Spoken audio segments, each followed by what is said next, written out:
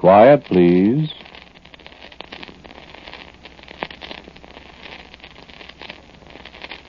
Quiet, please.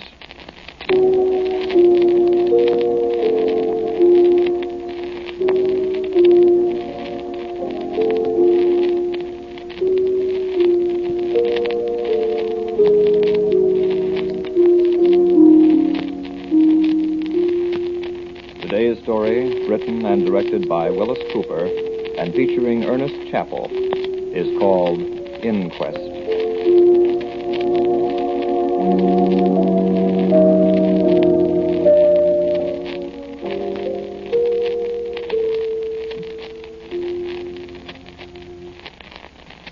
My name is William Ross, and I want to know why I'm here. My dear Mr. Ross, in all cases of violent death, it is customary for an inquest to be held. Surely you know that, don't you? Well, who are those people? The jury, Mr. Ross. And if you're wondering, my office is that of coroner. Now, may we proceed, please? Well, now, wait a minute. I want to know what these people are wearing those funny clothes for. They look more like a masquerade than a coroner's jury. You are referring to the gentleman in kilts? Well, him and the others, too. Well, who is he? Will you identify yourself to Mr. Ross, please, sir? My name is Duncan. What's the idea of the Scotch outfit? Sir, I'm a Scot. These are my usual garments. Thank you, sir. You may be seated again. Mr. Ross? Oh, I think it's a funny outfit to wear at a coroner's inquest. Your garments may be quite as unusual to some of the members of the jury as theirs are to you, Mr. Ross. I must look pretty funny, then. That is a matter of opinion, Mr. Ross. Shall we begin? I want counsel. That will not be necessary, sir. This is not a court of law, but an inquiring body whose function it is to determine the causes of death in the case. Well, you find it was justifiable homicide, brother. I'm telling you. We shall see. You were on bad terms with your sister and your brother-in-law? They were on bad terms with me. I see. This is a state of affairs that has existed for some time? Long enough. How long? Since before she married him. And they were married? Just a few months. They'd been married just a few months when this thing happened. When the murder took place. We call things by their right names here, Mr. Ross. Well, you haven't proved anything yet. We shall. You'll find it was self-defense. All in good time, Mr. Ross. Well, you'll see. Go ahead. Go ahead, ask me questions. Very well. You'll tell the truth, the whole truth. And nothing but the truth. Yeah, I know. Yeah, sure. I regret that it is impossible for us to call your sister and your brother-in-law as witnesses. So we shall have to depend upon your testimony completely. Sure, yeah.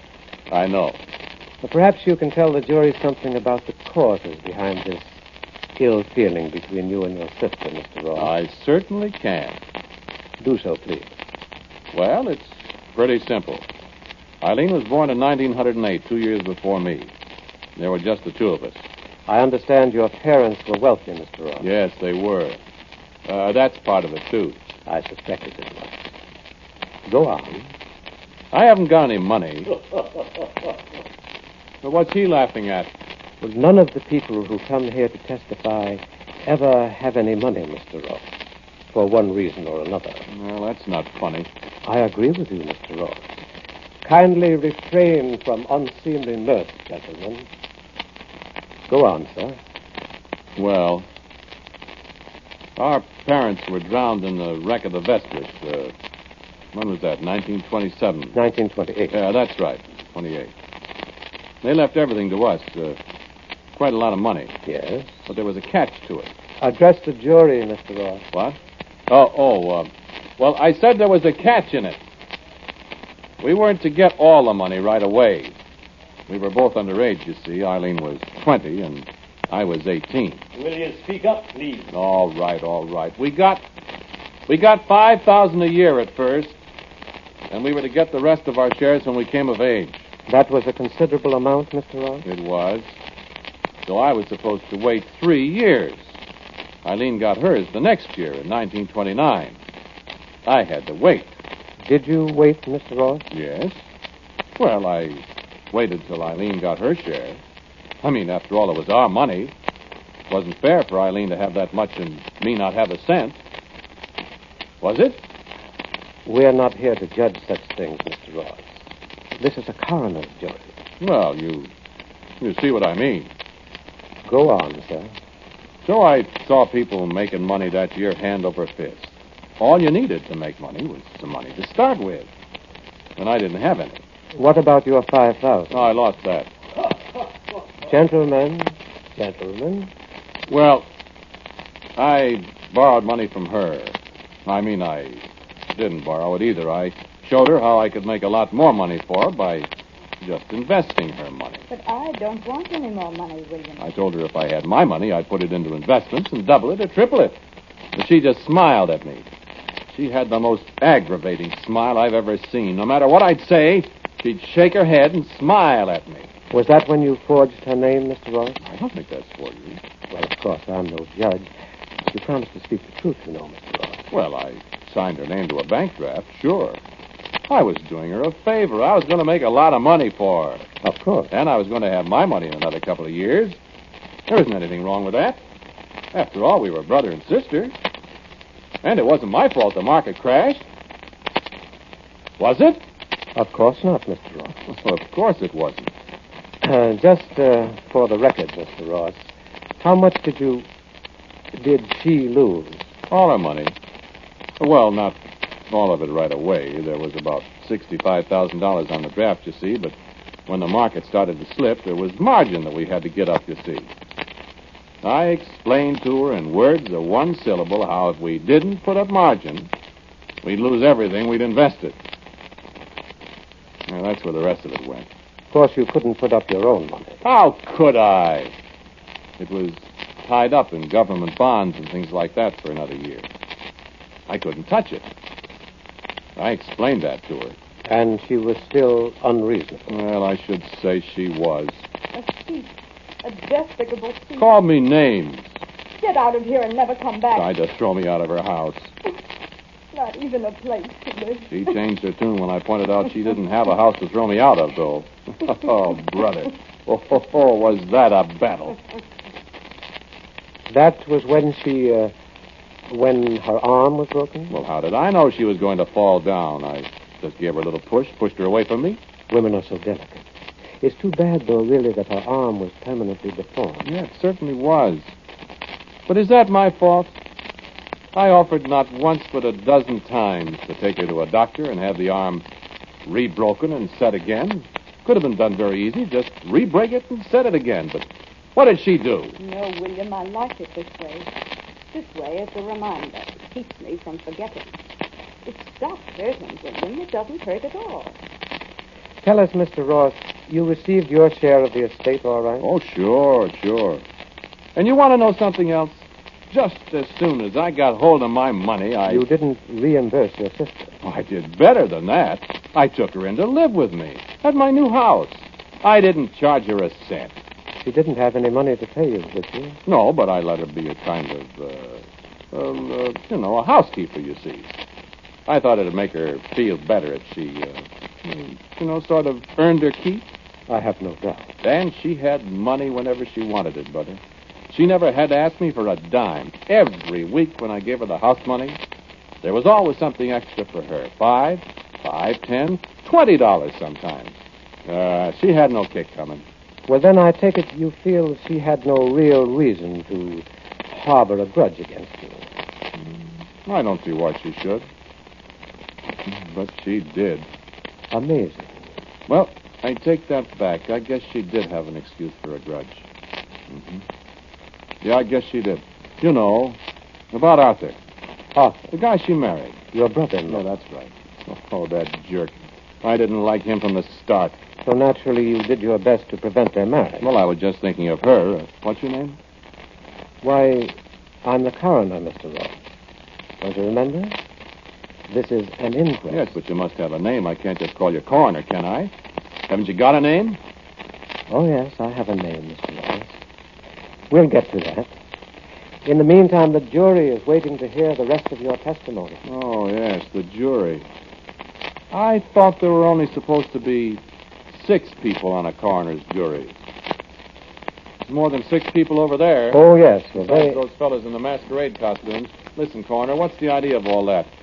Looks awful phony to me. Well, I assure you it's anything but phony, Mr. Ross. You sure this is a coroner's jury? Not some gag you're rigging up to make me confess? Confess what, Mr. Well, Ross? Make me talk. You are talking, Mr. Ross. It's like a convention at a lunatic asylum. That Scotchman. Scotsman, Mr. Ross. Scotsman. And that fellow there in the bathrobe. Well, they're the coroner's jury, Mr. Ross. I told you. I never heard of people dressing up like that just to be on a coroner's jury. This is your first experience with such a body, isn't it, Mr. Ross? It certainly is. Well, then we can forgive you for being unfamiliar with our procedure, sir. Now, shall we get on with our inquest? Well, this is on the up and up. I assure you it is, sir. You said you objected to your sister's marriage. I did? Why? For her own good. Here she was living in luxury. Luxury? What? Well, I'd call it luxury for somebody who didn't have a cent to her name, Mr. Coroner. She had a good home, her own room with a private bath even. She could use my car practically whenever she wanted to. She had good clothes. Where would she have been without me? I was thinking of that. I'll tell you where she'd have been. She'd have been in some charitable institution, or she'd have been scrubbing floors or something. Or she might have been... Well, let's not go into that. Yeah, that's right. And so this Arthur came along, and she falls for him. I love him. A guy I detested on sight. I love A guy him. with no more money than she had. I love him. I told her flatly I wouldn't take him into my house. We're not asking that, William. We'll be all Said right. she'd be all right. How could she be all right? What would they live on? You took my money and lost it, William. Wanted me to give her money. You stole my money. Called me a William. thief. We wouldn't need much, William. I wouldn't give her a cent. I gave her a home. I took care of her. I'd have got that crooked arm of hers fixed up. Why, with that arm, she couldn't even do the housework decently. And then she has the crust to want me to set her and this Arthur of hers up in their own home. Support them, even. Where did Arthur come from, Mr. Ross? Did you know him before? Yeah, he was in the Army. I didn't know him. You weren't in the Army, Mr. Ross. No, I had a bad heart, you know. Yes, I know. I bought plenty of war bonds, though. Every week, $18.75, regular as clockwork. And this Arthur, he didn't buy war bonds. He was in the Army. Not that the Army wasn't all right, but some of the people they had in it. Isn't there something about taking all kinds of people to make a world, Mr. Ross? I suppose that applies to armies, too. Yeah, I suppose it does. But I don't want any part of that kind. What was your objection to him? Well, to begin with, he wanted to take my sister away from me. That was enough to set me against him. Then he didn't have any job or any prospects. And he didn't like me. I can't understand that. I wasn't going to have him upset my way of living. After all, I'd had Eileen there with me for, well, let's see, it was nearly 15 years. I was used to her. Hadn't you ever had any idea of getting married yourself, Mr. Ross? Me? I should say not. Why should I? Yeah, I suppose you're right. After all, you had a housekeeper, someone you were used to. And I understand you were quite a ladies' man, too. Marriage might upset that, mightn't it? Yeah, it certainly would. Well, now, Mr. Ross, we have the background for this unfortunate occurrence, haven't we? Shall we get down to details now? If you're ready. I'm all ready. Go ahead. Go on, ask me questions. Well, I think we'd all rather have you tell the story in your own words, without prompting.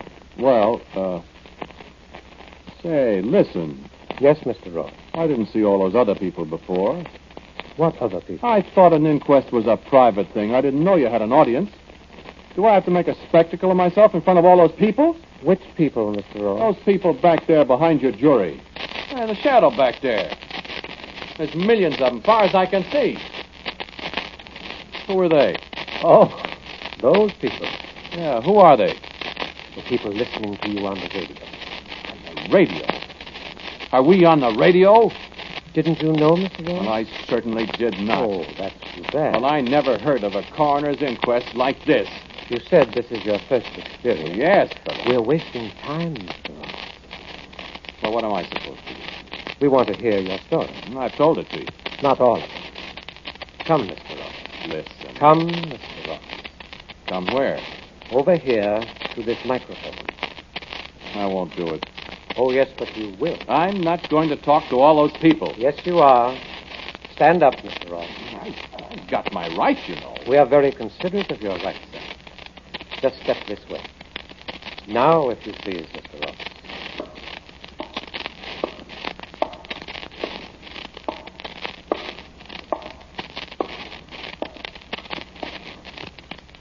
Where do you want me?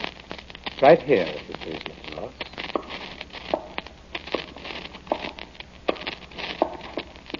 You can speak into this microphone so the audience will hear you clearly. I'm not going Not to... so close to the microphone, Mr. Ross. Now, sir, we will hear your story of that day. We shall supply you with sound effects as they are necessary, Mr. Ross. And we even have music for you to put you in the mood, you know. Well, I don't know what kind of monkey business this is. An inquest, Mr. Ross. Simply an inquest at which you are the principal witness. You're on your own, Mr. Ross. A great many people are listening. Music, please.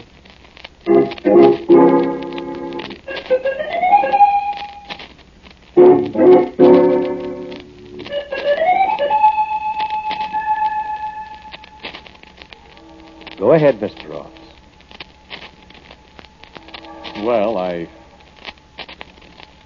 Well, I told Eileen I wouldn't let her marry this Arthur. I told you that, didn't I? After all, I've taken care of Eileen for all those years. And I think it's very unfair of her to want to walk out on me after all I've done for her. She's got a good home. And you have to remember that she's a cripple. With that crooked arm of hers, what could she do? What kind of wife would she make? And she's 39 years old now. That's too old to start in married life.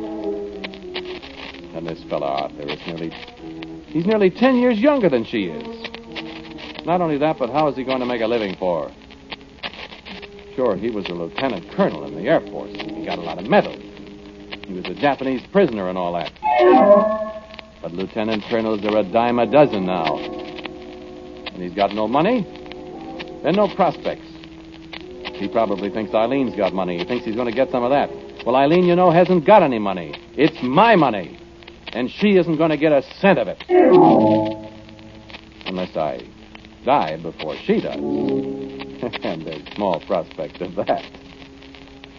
So get out, Arthur, I said. Get out and stay out. And Eileen, you see that he stays out of my house. That's what I said. And I meant it. Well, he went. Eileen cried. Eileen is always crying.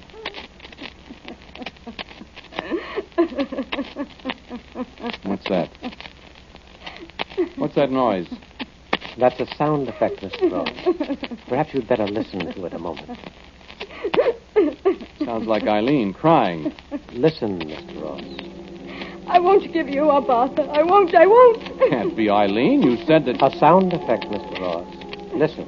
Eileen, dear, don't, darling. There'll be a way out somehow. We'll work it out. He'll have to let Oh, but Arthur, how can we? He's got to help us. I know. Isn't there some way we can talk to him into doing something? We can't do this to him. Darling, if he won't let me have some of the money he stole from me, how can we? Oh, I hate him. I hate him.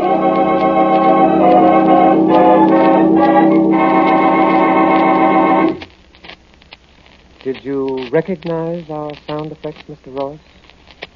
I don't know how you did that. Well, that isn't important, Mr. Ross.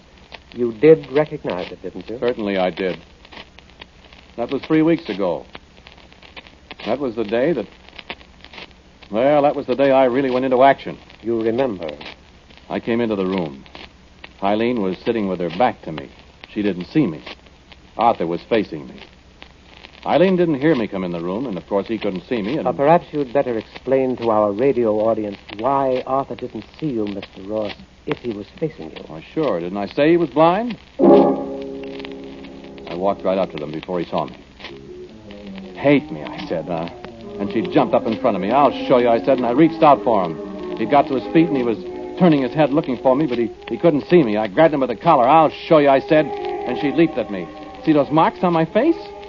Her fingernails. And she kept screaming. Hate you, hate you, And hate he got an you. arm around her, and he tried to pull her away.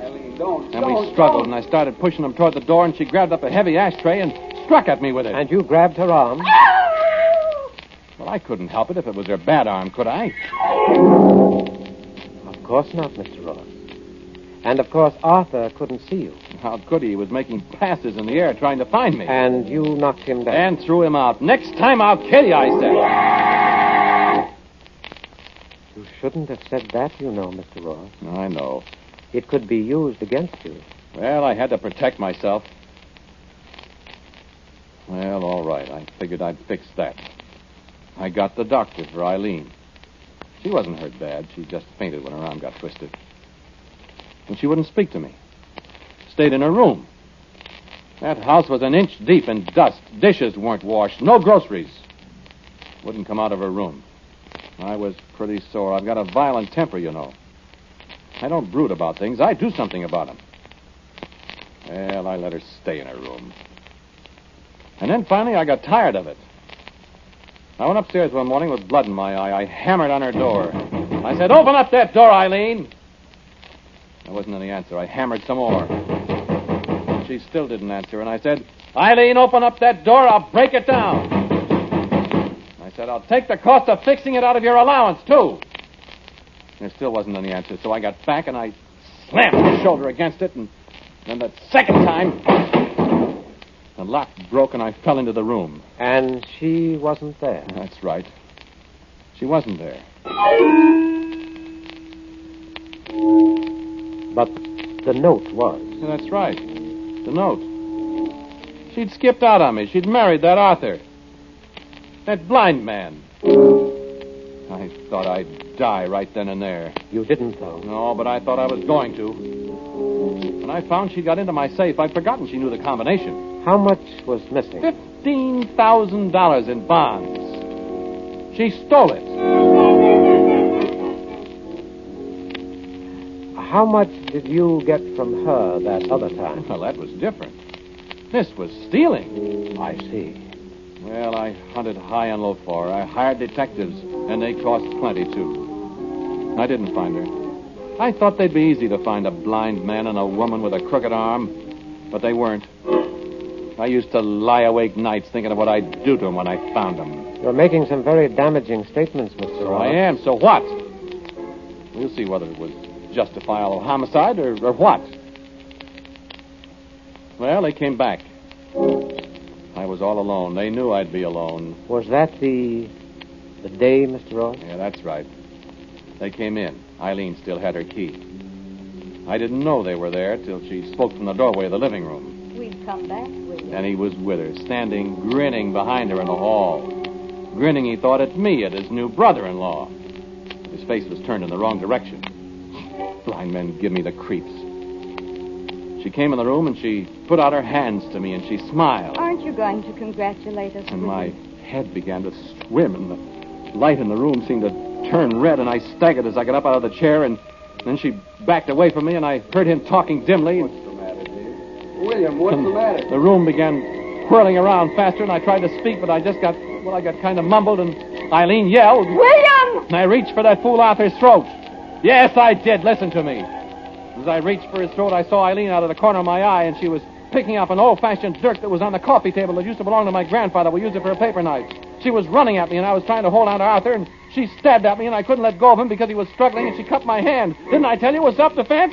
And she kept striking at me, and I grabbed the dirk out of her hand, and Arthur was kicking me, and I got the dirk, and I heard Eileen scream, and there was a great red flash in my mind, and... Well, that's all. So, that's the story, Mr. Coroner. Next thing I remember is sitting in that chair over there with your jury and your radio audience staring at me. So, Go on, let's hear your verdict. Go on, let's hear it. From your masquerade party jury. Go on! Very well, Mr. Ross. Your Majesty, Majesty, what's this? King Duncan of Scotland is foreman of our jury, Mr. Ross. There isn't any King If Duncan. you will please to remember, Mr. Ross, Duncan of Scotland was foully murdered by a certain Macbeth many the long year ago. Yes, Mr. Ross. And the gentleman in what you termed a bathrobe died at the hand of a friend named Brutus. Aye, and the gentleman in the red cap was done to death by a snip of a girl named Charlotte Corday in 1794. What are you talking about, you... Yes, Mr. Ross, these gentlemen are your peers. All murder victims at one time or another. What kind of a masquerade? I assure you, this is no masquerade, Mr. Ross. Just one thing. Your sister and your brother-in-law did not die. Well, then, what's all this about? Your Majesty, the verdict, if you please. Guilty of murder, Mr. Coroner. Murder? But you said they didn't die. No, Mr. Ross. They didn't. But you did. Your heart, remember? And now I think you are my property, sir.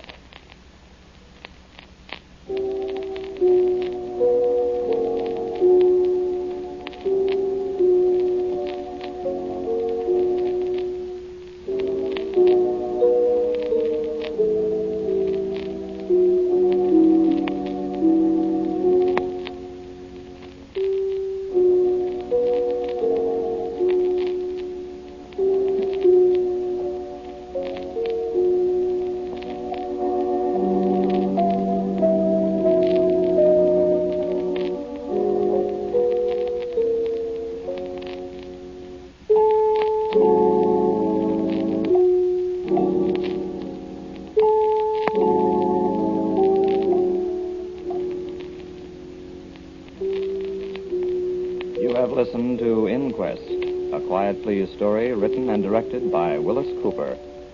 The man who spoke to you was Ernest Chappell. And James Van Dyke played the coroner.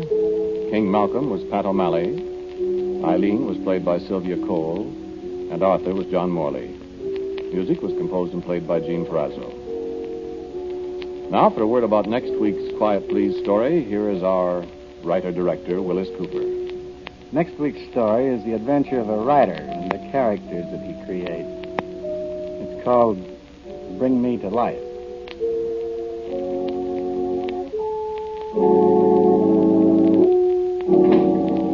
And so, until next week, I am quietly yours, Ernest Chappell. This program came to you from New York. This is the Mutual Broadcasting System.